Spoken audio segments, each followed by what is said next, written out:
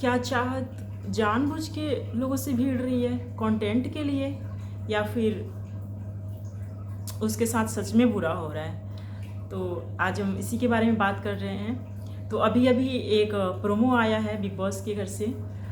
सबने देखा होगा कि किस तरह से चाहत जो है वो सीढ़ियों से गिर गई, और वहाँ पे काफ़ी लोग गए कंसर्न दिखाने के लिए। वहाँ पे रजत भी गए, और फिर उन्होंने एक टॉन्ट मारा कि चाहत मतलब कि पहली बार ऐसा है घर में कि वो फेक नहीं लगी, उसने फालतू का ड्रामा नहीं किया, फेक ड्रामा नहीं किया।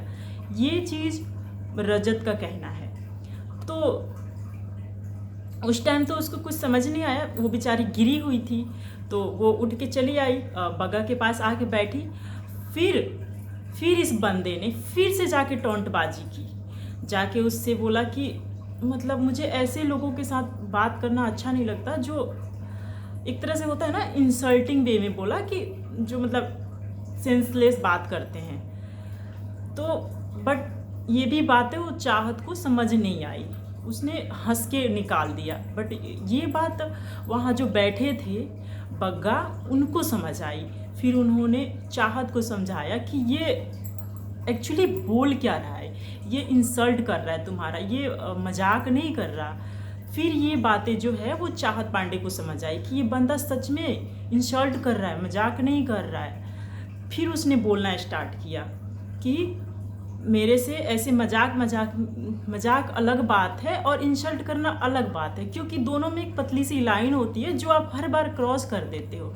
और देखा जाए तो सही बोल रही थी, वो हर बार कर देता है बहुत सारी चीज़ें। जैसे कि पिछले थोड़े दिन पहले एक इंसिडेंट हुआ था जिसमें वो अनार फेंक के मार रही थी चाहत, तो उसने कितना बड़ा बवाल बनाया था। इनफैक्ट अभी तक उस चीज़ को लेके खींचे जा रहा है कि तुमने मुझसे माफ़ी नहीं मांगी, मैं तुम्हारा दोस्त नहीं हूँ जो तुमने मेरे ऊपर अनार फेंका।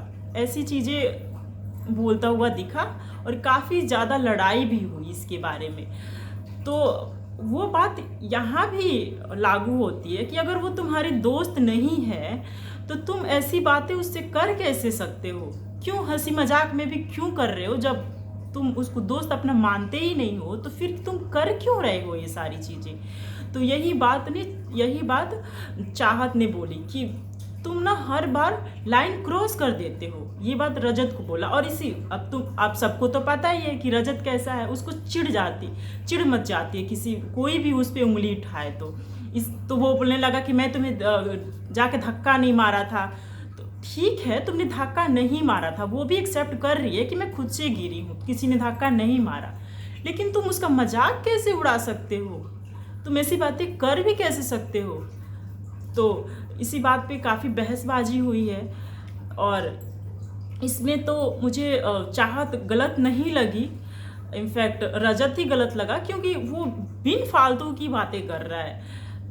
वो लड़की जब नहीं, उसको समझ नहीं आया जो तुमने टॉन्ट मारा वो वहाँ पे कि पहली बार फेक है। इनफैक्ट सारे घर वाले मतलब फेक बोलते ही रहते हैं, आपको भी पता होगा।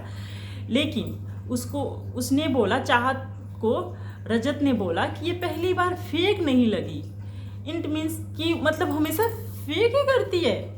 ये बात तो सही नहीं है। एक तरह से वो टॉन्ट मार रहा था उसको, लेकिन फिर भी उसको चाहत को समझ नहीं आया। लेकिन बाद में भी टॉन्ट मारा इसने, तो जाके उसको समझ आया, फिर इसमें दोनों में झड़प हो गई।